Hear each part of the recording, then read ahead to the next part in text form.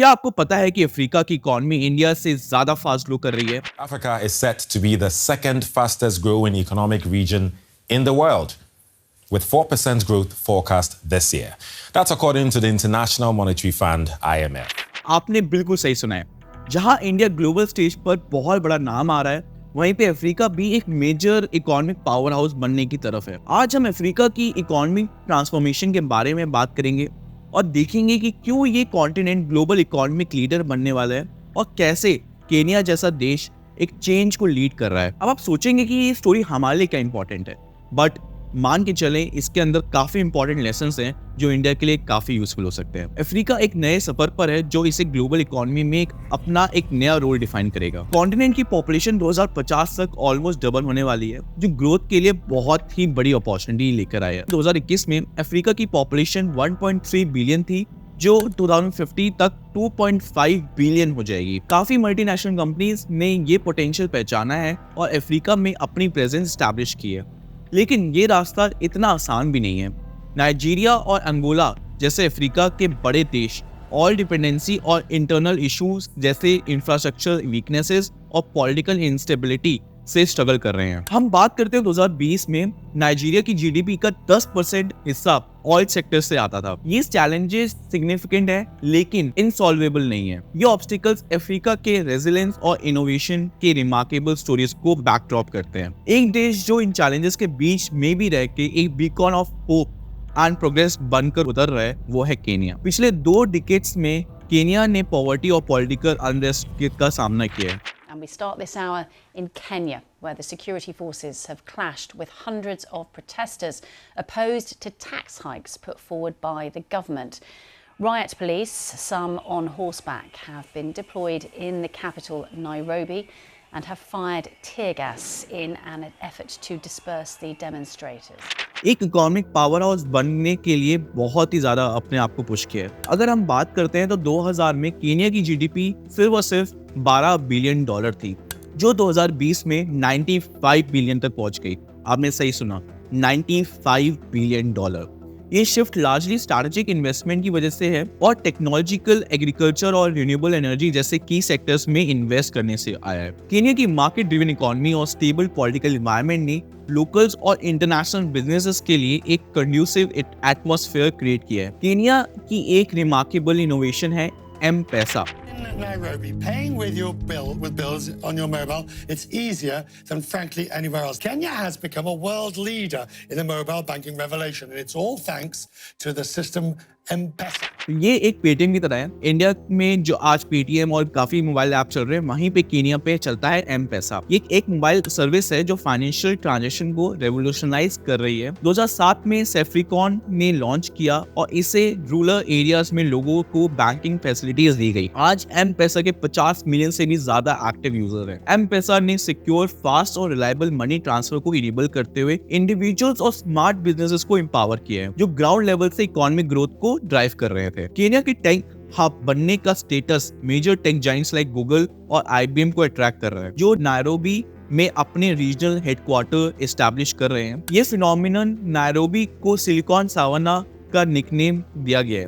2019 में गूगल ने अपने AI रिसर्च लैब नायरोबी में सेटअप किए। स्टार्टअप और टेक एंटरप्रेन्योर्स केनिया की तरफ खींचे चले आ रहे हैं एक सपोर्टिव एनवायरनमेंट की वजह से, जो इंक्यूबेटर्स और एक्सीलरेटर्स और इवन इन्वेस्टर्स की कम्युनिटी को ड्राइव करता है। लेकिन अगर हम बात करते हैं केनिया की ट्रांसफॉर्मेशन की, तो सिर्फ टेक्नोलॉजी तक ही ये सीमित नहीं है। एग्रीकल्चर भी बहुत बड़ा फैक्टर है। वो यहाँ पे काफी लोगों को एम्प्लॉय करता है, सेम एज इंडिया। केनिया की बात करें तो एक बहुत सिग्निफिकेंट एडवांसमेंट आया है एग्रीकल्चर में भी। मॉडर्न फार्मिंग आई है, टेक्निक्स इंप्रूव हुई हैं, यहाँ तक कि इरिगेशन सिस्टम भी चेंज कर दिया गया है। और अगर हम हाई यील्ड क्रॉप वेराइटीज की बात करें तो प्रोडक्टिविटी में इन्होंने चांद लगा दिया है और फूड सिक्योरिटी को बढ़ा दिया है। 2020 की अगर बात करते हैं तो केनिया ने 3.8 मिलियन मेट्रिक टन मेज प्रोड्यूस किया, जो 2020 के हिसाब से 2.1 मिलियन मेट्रिक टन से भी काफी ज्यादा है। केनिया सिर्फ टेक्नोलॉजी और सिर्फ एग्रीकल्चर में भी नहीं है, बल्कि इन्होंने रिन्यूएबल एनर्जी में भी काम शुरू किया है। अगर हम बात करते हैं रिन्यूएबल एनर्जी की स्टेटस की, आज केनिया में अगर आप देखें तो काफी ज्यादा तेजी से रिन्यूएबल एनर्जी बढ़ रही है। देश ने जियोथर्मल पावर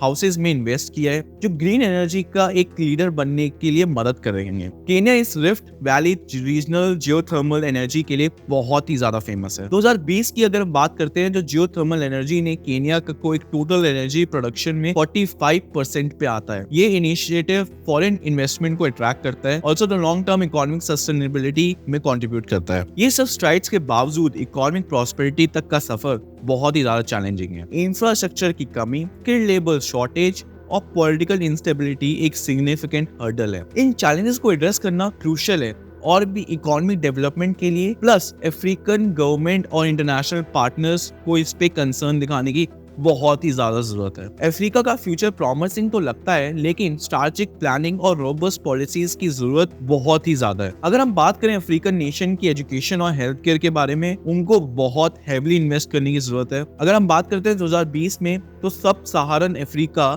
में 60% पॉपुलेशन 25 साल से कम उम्र की थी, जो वर्ल्ड में सबसे ज्यादा यूथफुल पॉपुलेशन है। एग्जैक्टली गाइस, आपने सही सुना, सबसे बड़ी यूथफुल पॉपुलेशन। बिजनेस एनवायरनमेंट को अगर इनहांस करना है तो एंटरप्रेन्योरशिप को इंकरेज करना पड़ेगा और ईज ऑफ डूइंग बिजनेस को रिफॉर्म करने की बहुत ही ज्यादा जरूरत है। इंटरनेशनल इन्वेस्टमेंट को अट्रैक्ट करने के लिए इंटरनेशनल पार्टनरशिप्स को बहुत ही ज्यादा बढ़ाने की जरूरत है। 2021 में African continent free trade area AFCFTA का इम्प्लीमेंटेशन हुआ, जो अफ्रीका का लार्जेस्ट फ्री ट्रेड एरिया बनने की तरफ एक बहुत ही बड़ा स्टेप था। A trade dialogue on day 2 of the African Continental Free Trade Area Business Forum with a strong emphasis on the mobilizing of resources to help small to medium businesses to thrive through the AFCFTA hub.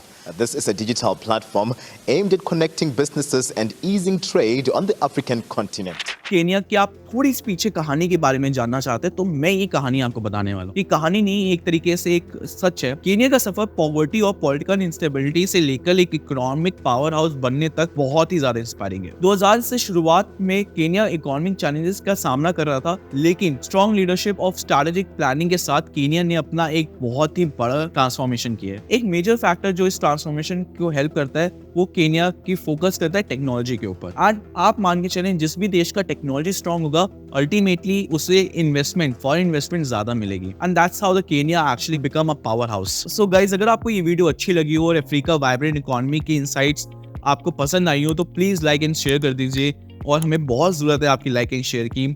Africa का rapid population growth next 3 decades में economic development को कैसे impact करेगा, ये मैं आपसे जानना चाहता हूँ इस कमेंट बॉक्स में।